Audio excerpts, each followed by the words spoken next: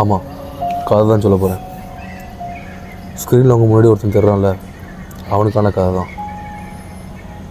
அடுத்த 7 நாள் அவன் என்ன சந்தித்தான், என்னெல்லாம் அனுபவித்தான், என்னெல்லாம் எடுத்துக்கிட்டான், என்னெல்லாம் எடுத்துக்க விரும்பலையோ அதுக்கான கதை தான் இது. வாங்க கதைக்குள்ளே போகலாம். Each and every second of life is a new learning அப்படின்னு சொல்லுவாங்க. இந்த ஒரு வரிகளை தான் நம்ம ஆள் அனுபவிச்சிருக்காப்புல. ஆனால் அதை எப்படிலாம் அனுபவித்தான் அதை தான் நம்ம இந்த ஸ்டோரியில் பார்க்க போகிறோம். மும்பைலேருந்து கிளம்பி பேல்காவி ரீச். ஸோ அதுலேருந்து தான் அவனோட டே 1 ஸ்டார்ட் ஆக போகுது. மும்பைலேருந்து பேல்காவிக்கு போகிற அந்த பயணம் இஸ் ஜஸ்ட் அ ட்ரைபால் மாதிரி. பேல்காவிலேருந்து தான் ஆக்சுவல் கேம் ஸ்டார்ட்ஸ். ஸோ ஓவராலாக பார்த்தா 7 days ஸ்டோரி இது. பட் நம்ம மும்பை டு பேல்காவி எடுத்துட்டோன்னா if you see only Karnataka, அது வெறும் 6 days ஜர்னி தான். ஸோ அந்த 6 days ஸ்டோரி தான் நம்ம பார்க்க போகிறோம். ஸோ இதில் இருந்து நம்ம day 1 of story telling episode start பண்ண போகிறோம். எந்த ஒரு ரைட் ஸ்டார்ட் பண்ணுறதுக்கு முன்னாடியும் ஒரு குட்டி பேரோட ஸ்டார்ட் பண்ணுறது நம்மளுடைய வழக்கம். நான் மட்டும் இல்லை, நம்மளை போல் எத்தனை ரைடர்ஸ் இந்த உலகத்தில் இருப்பாங்க. அவங்க ஒரு சேஃப் ஜர்னி எண்ட் பண்ணுங்கிறது என்னோட ஒரு நோக்கம்.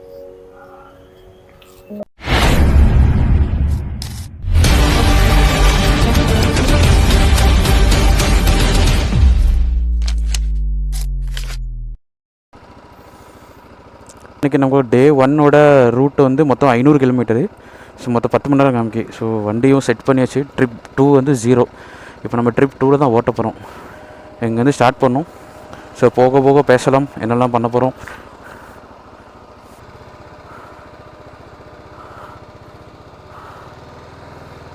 எந்த ஒரு லாங் ரைட் ஸ்டார்ட் பண்ணுறதுக்கு முன்னாடியும் அந்த லாங் ரைடில் நம்ம என்னெல்லாம் பண்ணணும், எங்கெல்லாம் தங்கணும், எதெல்லாம் பார்க்கணும், அந்த கிளைமேட், அந்த கல்ச்சர் எக்ஸெட்ரா எல்லாமே நம்ம ஒரு கைப்பட ஒரு புக்கில் எழுதுறது ரொம்ப நல்லது. அது என் கைப்பட அப்படின்னு சொல்கிறேன்னு கேட்குங்களா? அந்த கைப்பட எதுக்குன்னா, பல வருஷத்துக்கு அப்புறம் நம்ம ரிட்டையர் ஆகும், நம்மளுக்கு ஒரு ரிட்டையர்மெண்ட் லைஃப் வரும். அந்த ரிட்டையர்மெண்ட் லைஃப்பில் நம்ம சந்தோஷமாக இருக்கோமோ, துக்கமாக இருக்கோமோ, நல்லா இருக்கோமோ இல்லையோ, பட் அந்த புக்கோ அந்த பேப்பரை நம்ம கண்ணு முன்னாடி படும்போது அப்போ ஒரு புத்துணர்ச்சி தரும்.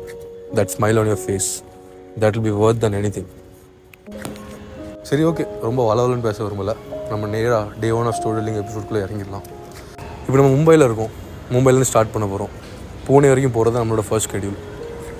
காலைல 5 மணிக்கு ஆரம்பித்து 9:30 ரீச் ஆகிறது நம்மளோட ஃபர்ஸ்ட் கோல். நீங்கள் வேணால் நினைக்கலாம், என்னடா 4.5 மணி நேரமா பூனே போகிறதுக்கு, பக்கத்தில் தானே இருக்குது அப்படின்னு. பட் இங்கே தான் பிரச்சனையே. நம்ம சிட்டிலேருந்து இன்னொரு சிட்டிக்கு போகிறோம். ஸோ சிட்டி டு சிட்டிங்கிறது நம்ம நிறைய டிராஃபிக் ஃபேஸ் பண்ணுவோம். ஸோ அதனால நம்ம எக்ஸ்ட்ரா டைம் நம்ம ஸ்கெடியூலில் வைக்கிறது ஒரு நல்ல விஷயம். ஃபைனலி பார்த்தீங்கன்னா ஒரு 150 கிலோமீட்டர்ஸ்க்கு அப்புறம் நியூ கத்ராஜ் டனல், அதாவது பூனேக்குள்ளே நம்ம என்ட்ரி ஆகிறோம்.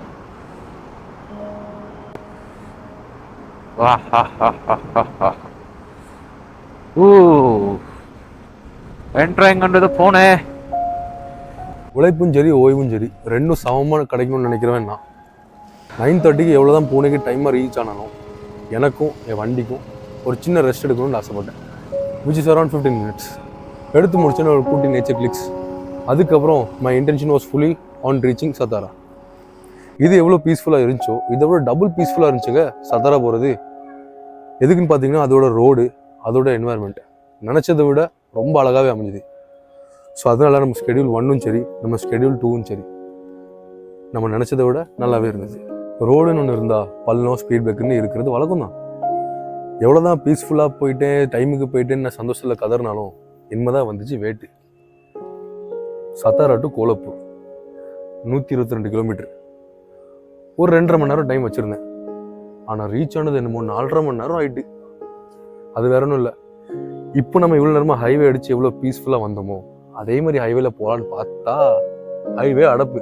சரி, ஹைவே தான் கை விட்டுட்டு சர்வீஸ் ரோடு போகலான்னு பார்த்தா சர்வீஸ் ரோட்டில் ஏகப்பட்ட டிராஃபிக். அதனால 2.5 மணி நேரம் extra, which is more then half. So அதனால் நம்ம எவ்வளோ தான் ஃபாஸ்ட்டாக போயிட்டு இருந்தாலும் நடுவில் தடைகள் வரதான் செய்யும். அதில் இந்த ஸ்கெடியூல் எனக்கு வந்த ஃபர்ஸ்ட் தடை இது ஒன்று தான். நீங்கள் வேணால் நினைக்கலாம், என்னடா ஒரு 2.5 மணி நேரம் லேட்டு, இதுக்கு என்னடா இவ்வளோ கதறானே அப்படின்னு. ஏன்னா நம்ம வந்தது எக்ஸ்பிரஷனுக்காக மட்டுமல்ல, ரெக்கார்டும் அடிக்கணும். ஸோ அதனால் ரெக்கார்ட் அடிக்கணும்னு முடிவு பண்ணிட்டா எக்ஸ்ப்ளோரேஷன் லெவல் 50, ரெக்கார்ட் லெவல் 15 வச்சிடணும். சரி, எப்படியோ கோலாப்பூருக்கு வந்துட்டோம். முட்டி மோதி கொஞ்சம் ஹார்ஸில் டிலே ஆனாலும் டிலே ஆனதுனால பசி கொஞ்சம் ஓவர் ஆகிட்டு. ஸோ அதனால ஒரு ஹோட்டலில் நிப்பாட்டி, ஒரு ரெஸ்டாரண்ட்டில் நிப்பாட்டி, குட்டி ரெஸ்டாரண்ட் தான், அங்கே லைட்டாக ஒரு கோலாப்பூரி ஸ்பெஷல் அப்படின்னு சொல்லிட்டு ஒன்று தந்தாங்க. நல்லா தான் இருந்துச்சு. அது கூட அப்படி நம்ம வண்டிக்கு ரெஸ்ட் எடுத்த மாதிரி ஆயிரும். இந்த ரெண்டையும் முடிச்சுட்டு தான் இங்கேருந்து கிளம்புனேன். கிளம்பி போகிற அடுத்த இலக்கு பேல்கவி, which is nothing but the very first district of Karnataka, the place where our actual record ride starts. So இப்போ என்ன பிரச்சனைனா, இப்போ நம்ம மகாராஷ்டிரா கர்நாடகா பார்டரில் இருக்கோம். ஸோ இங்கே தெரியுதா Maharashtra state border development. So எனக்கு கர்நாடகா கிட்ட. ஸோ அங்கே என்ன பிரச்சனைனா, ஃபாக்லைட்டுக்கு ஃபைன் பண்ணுவாங்க. இப்போதைக்கு எந்த சாக்ஸ் தான் இருக்குது, இந்த சாக்ஸ் வச்சு கவர் பண்ணிடுறோம் ஃபாக்லைட்டை. ஏன்னா இப்போதைக்கு இதை சேவ் பண்ணால் இதான், தேவையில்லாமல் இதுக்கு ஃபைனில் வாங்கிட்டு இருக்கணும். அதான் அந்த சாக்ஸ் வச்சு மூடிடும் அப்படி ஃபுல்லாக.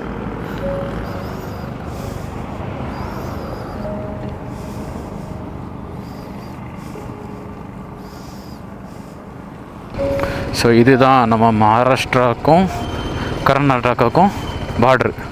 நம்ம மேப்பில் கூட தெரியும், ஒரு கோடு தெரியும், பார்டருக்கு கோடு தெரியும். ஸோ அந்த கோடு தான் இந்த கோடு. இப்போ அந்த கோடை நம்ம க்ராஸ் பண்ணிட்டோம். So now we are entering into Karnataka. ஏ இந்த மூமெண்ட்லேயே பாடி கொஞ்சம் டயர்டாக ஆரம்பிச்சிட்டு, வேறு கொஞ்சம் டிலே வர போயிட்டுருக்கோமேன்ற ஒரு சின்ன எரிச்சல் இருந்துச்சு. அப்படி எரிச்சல் பட்டு ரைட் பண்ணிட்டு இருக்கும்போது தான் ஒன்று யோசித்தேன், நம்ம ஒரு மகாராஷ்டிரா பார்டரை க்ராஸ் பண்ணிட்டோம். ஏன்னா பார்டருங்கிறது நம்மளை பொறுத்தவரை ஒரு சின்ன லைன், அப்படி தானே? பட் நீங்கள் எப்படி நிகழ்ச்சி யோசிச்சிருக்கீங்களா, அந்த ஒரு சின்ன லைனில் நிறைய வித்தியாசங்கள் இருக்குது. சின்ன லைனை க்ராஸ் பண்ணால் ஒரு ட்ரெடிஷனை க்ராஸ் பண்ண மாதிரி, அந்த சின்ன லைன் க்ராஸ் பண்ணால் ஒரு மொழியை க்ராஸ் பண்ண மாதிரி, பல cultures, different types of people. So ஒரு லைனுக்கு இவ்வளோ பெரிய பவர் இருக்குங்கிறது அந்த ரைடு மூமெண்ட்டில் தான் எனக்கு ஃபீல் ஆச்சுங்க. அதை ஃபீல் பண்ணும்போது ஏதோ டிஃப்ரெண்ட்டாக ஒரு சின்ன ஸ்மைல் என் ஃபேஸ்குள்ளே வந்துச்சு. ஸோ அந்த ஒரு ஸ்மைல் எடுத்துகிட்டு தான் நான் பேல்கவிக்கு ரீச் ஆனேன். So finally as per plan கொஞ்சம் டிலே ஆனாலும் நம்ம பேல்கவி எப்படியோ ரீச் ஆகிட்டோம். 6 மாதம் முன்னாடி நம்ம பிளான் பண்ணபடி பேல்கவியில் தான் ஸ்டே பண்ணுறதா ஒரு சின்ன ஐடியா இருந்துச்சு. ஸ்டேங்கிறது வந்து ஒரு சின்ன அந்த டார்மெட்ரி ரூம்ஸ்லாம் சொல்லுவாங்களா, அந்த மாதிரி ரூம்ஸ் தான் புக் பண்ணியிருந்தோம்.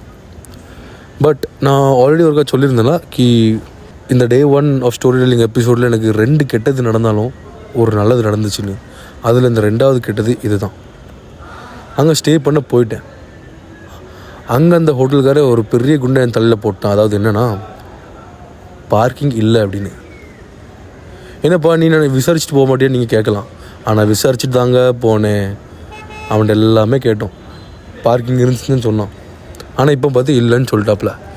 கேட்டால் பார்க்கிங் இங்கே தானே இருக்குது, இங்கே பார்க் பண்ணலாம்ல அப்படிங்க. பட் அது ஓப்பன் ஏரியா.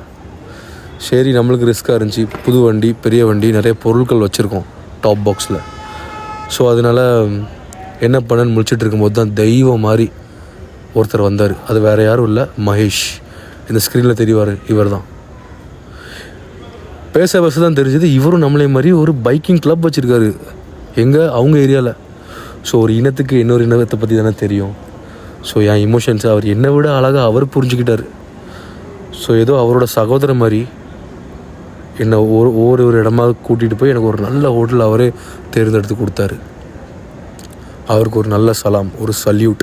அவர் எங்கே இருந்தாலும் நல்லா இருங்கப்பா அப்படின்னு என் மனசில் நினச்சிட்டு அவரை சென்ட் ஆஃப் பண்ணிட்டு இங்கே ஒரு ஸ்டே பண்ணேன். ஸோ இதுதான் இந்த 2 கெட்டதுக்கு கிடச்ச ஒரு பெரிய பலன். அவ்வளோதாங்க.